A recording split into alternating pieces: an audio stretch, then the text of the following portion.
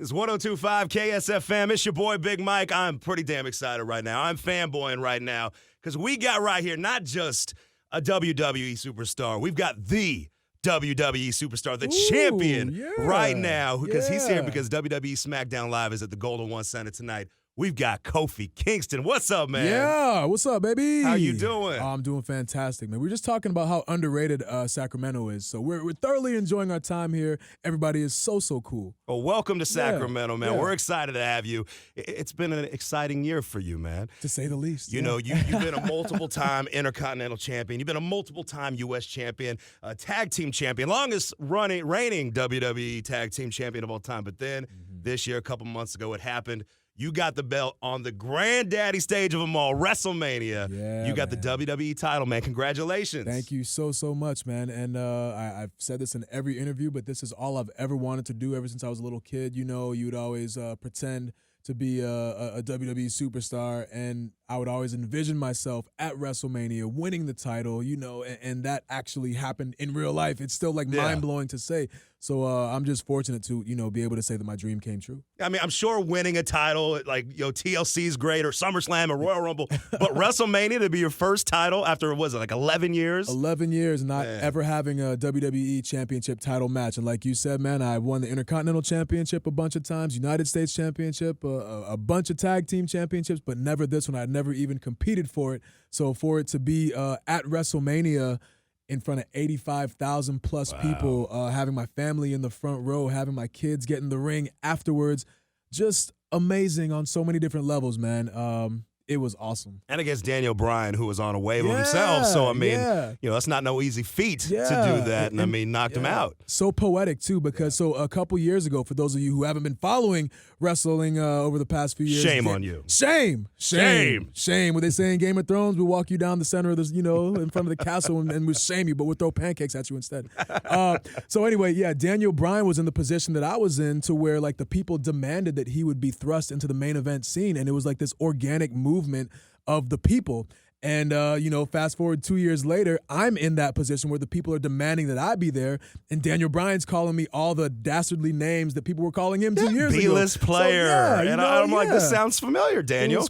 It was awesome, but just really poetic in terms of storytelling. So, well, and just because, you know, just recently, you know, you when you won the title, you became the first African-born WWE champion. Yeah. And for the first time in decades, you went home. You went to Ghana. Yeah, man. Again, just like serendipity at its finest. A lot of times, like, I remember over the past, like, 11 years or so, I'm wondering, like, what am I not doing to get to this level? You know, why is this happening?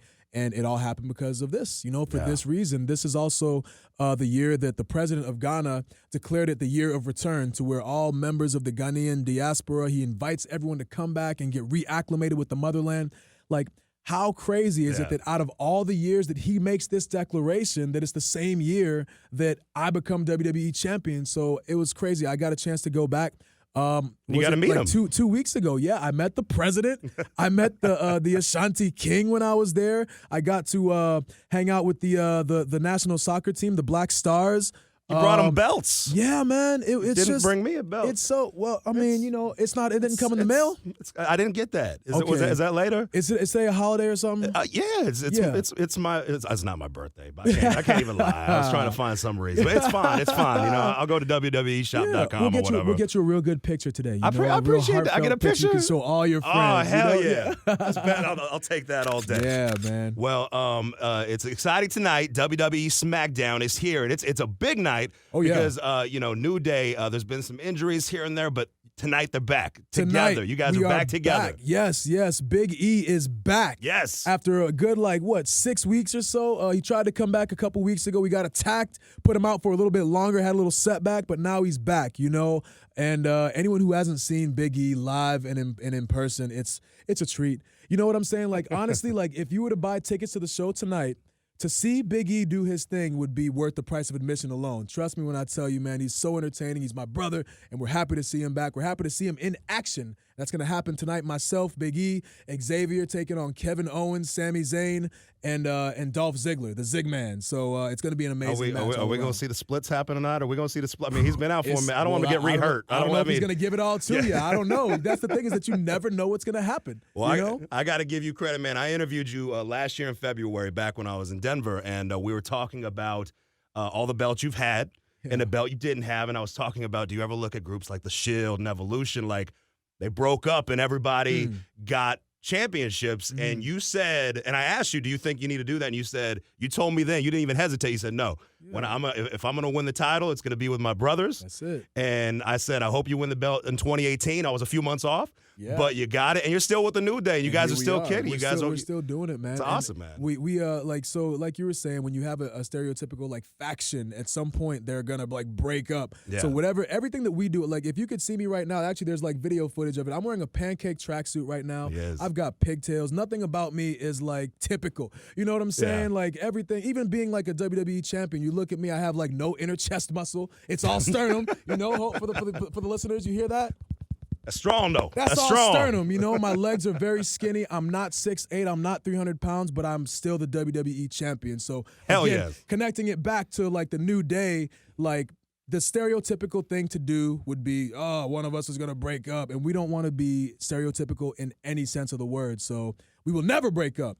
We're going to all be buried together in the same plot, in the same casket. Hopefully with belts along your waist. That's it. That's it. Well, I gotta make note. There's been a lot of talk about Brock Lesnar and Seth Rollins with the title, but we got to be clear. He has not cashed in. No, he's not. His Money in the Bank. He said he has on a couple of opportunities, but he's still got that briefcase. He does. Do you ever, like, over the last couple of weeks, do you ever, like, when you get done with a tough match, like, kind of wonder in your head, oh, am I about to hear Lesnar's music? Like, maybe tonight. You just never maybe know. Tonight when, New Day regroups and you're facing, Ziggler, Sami Zayn, and Kevin Owens. That's going to be a tough match. It is. You might hear that music kick off. But I always have to keep my head on a swivel. I mean, even not just Brock Lesnar, but, Dolph Ziggler attacked me the other couple weeks ago, put me on a stretcher. Kevin Owens attacked me. So being the WWE champion, you always have, like, a big target on your back. Luckily, I do a lot of lap pull-downs. I got a big back, so I can, I'm ready to bear the weight.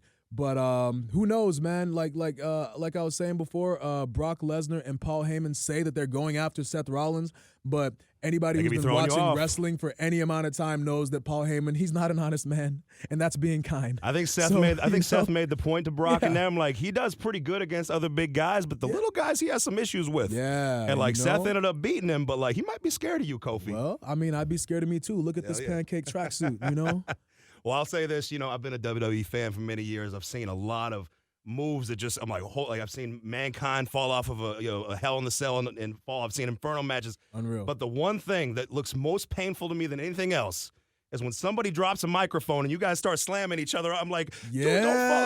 That thing looks like it'd be painful to fall on. It is. You guys need to make a softer mic cushion, because that looked like the other day. I'm like, oh damn. It's like a landmine. You don't want to fall on it, man. That is very painful. Well, don't fall on the mic tonight. Well, Kofi, I want to thank you for making time for us, man. Congratulations on the championship that you are bringing to the Golden One Center tonight.